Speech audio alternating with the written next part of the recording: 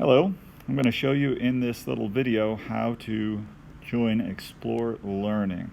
It's a website that we're going to use throughout the year to do virtual experiments and activities on your iPad. If you go to Google Classroom, which is where I am now, you will see the assignment, Join Explore Learning and Try Magnetism Gizmo. Directions are written here. Be sure you read them closely. And of course there will be a video attached, which I'm recording right now, so you won't see it on this screen.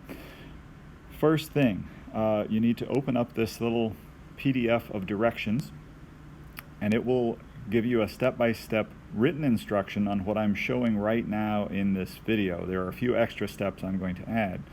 So the first thing it asks you to do is to go to explorelearning.com.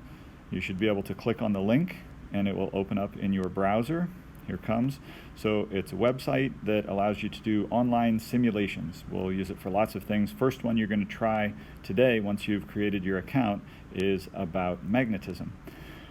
So the first step you need to do is to click where it says Login Enroll. That's in the upper right area of the blue screen. I'm going to tap on it to highlight it so you can see it. And when you open this window, it asks you to fill in either a username or a password or to enroll in a class. That third box is the one you need to fill in with a class code.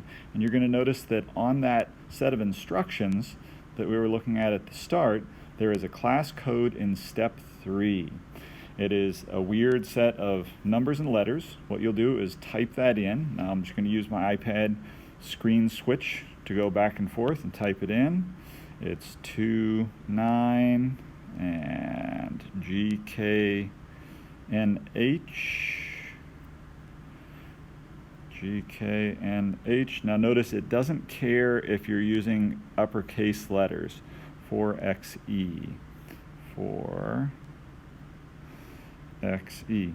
Now just be warned, this code that I'm using only works for A block class. So if you're in some other class different than A block, don't use this code. Use the code that you find on the sheet that is attached in Google Classroom. I'm going to go ahead and click Go. And if I did it correctly, it's going to say what class I'm going to join. Of course, I made a mistake, so yeah, that's the way it goes sometimes. 29GKNH. 29GKNH. And U4XE. U4XE. See if I get it right on the second try. Yes! It now asks me what I want to do. Enroll in a class. It's A period, so this, I say again, is only for A period people. That code should not be used by anyone in any other classes. Be sure you know which period you have science. It should match up with the block that it says in Google Classroom where you get your specific class code. Now, you're going to create an account because you don't have one yet, so look down to the bottom of the screen I'm showing and it says I need to create an Explore Learning account, register now to enroll. So tap on the green rectangle, tapping. When it opens up, it's going to ask you to supply some information as you create an account that will then be linked to me, Mr. Holt, for your Science 7 class. You'll need to type in your first name, your last name. It says here, not required for students to type in an email, but I require you to type it in. And please use your school Gmail. For me, it would be wholt@PS Harvard. Put in your PS Harvard email address. Let me explain the reason why you're putting it in is because if you forget your username or password at some point in the future, you can come to Explore Learning, give it your name and your email address, and it will then send you your password that you forgot. So it's very important that you give the email address, even though it says it's not required. I'm telling you for our class it is required. Next step is to choose a username. You can make up your own username. It could be possibly the same thing for your school account. You could use that, or you could come up with something that you just like to use for username on websites, and then you create the password. It may be picky about usernames. If your username has already been taken by somebody else in Explore Learning, it will tell you that, and you will have to choose a different one. And your password may have to follow certain requirements, like being a certain length or having different kinds of characters in it. So just keep filling in the username and password until it says they're okay. Of course, very important, once you have successfully chosen a username and password, you must do step 4, which is to write down that username and password and put them in a place where you will have them safely for future reference. there's a document that I'm going to share with you in science class that is how you can record your usernames and passwords easily.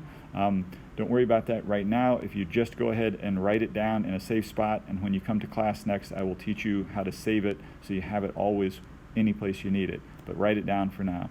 Once you have completed these steps, click Submit, and it will then show you that you have successfully created an account. And on the screen, you should see the first gizmo that you are going to be allowed to use this year. I'm going to show you what it looks like using my account, which I have saved here on my iPad. And the first gizmo that you are going to see is called magnetism, not disease spread. Looks like this. And when you want to try it out, just click on the picture of the gizmo, and your next step, I'm not going to show any of this, is just play around with it. Use your screen expertise from using your phone and your iPad in the past to figure out how this works. Play around with it, see what you can learn.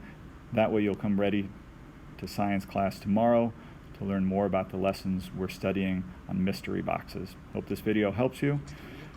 Well, that's it.